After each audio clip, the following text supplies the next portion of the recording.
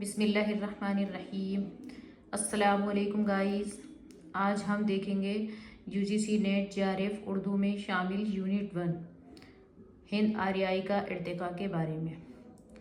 उलमाए लिसानियात ने दुनिया में बोली जाने वाली तमाम ज़ुबानों को मुख्तलिफ़ लिसानी ख़ानदान में मुनक़सिम किया है और लिसानी ख़ानदानों में हिंद यूरोपी ख़ानदान सबसे ज़्यादा अहम है, क्योंकि उसमें शामिल ज़ुबानें दुनिया के एक बड़े इलाक़े में बोली जाती हैं और उनमें से बाज़ ज़ुबानें अदबी हैसियत से दुनिया की अजीम तरीन ज़ुबानें हैं।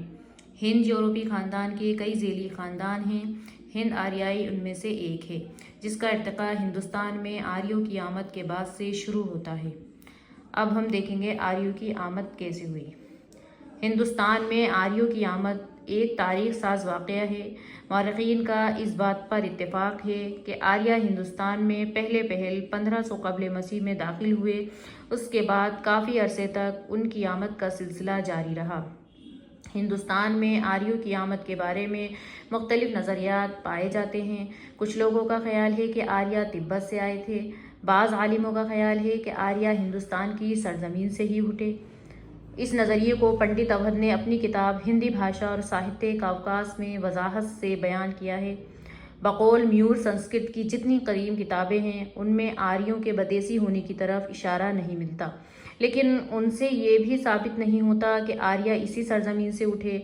जो हजरात आर्या की इसी सरजमीन से उठने की बात मानते हैं, उनमें भी इख्तिलाफ है। कुछ का ख्याल है कि आर्या पंजाब में दरियाए सरस्वती के किनारे बसते हैं। बास का ख्याल है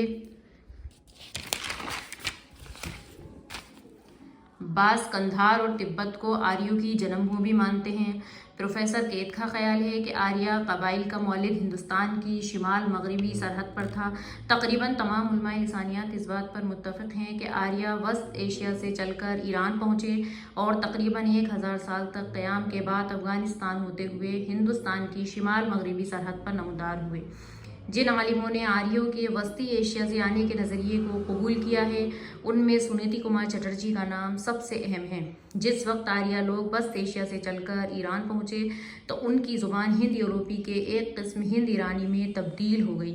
मौरख़ीन का कहना है कि 2000 क़ब्ल मसीह आर्या ईरान में मौजूद थे और हिंद ईरानी ज़ुबान बोलते थे। ईरान में अपने क़याम के बाद यही आर्या 1500 क़ब्ल मसीह में हिंदुस्तान के शिमाल मगरबी सरहद पर नमदार हुए।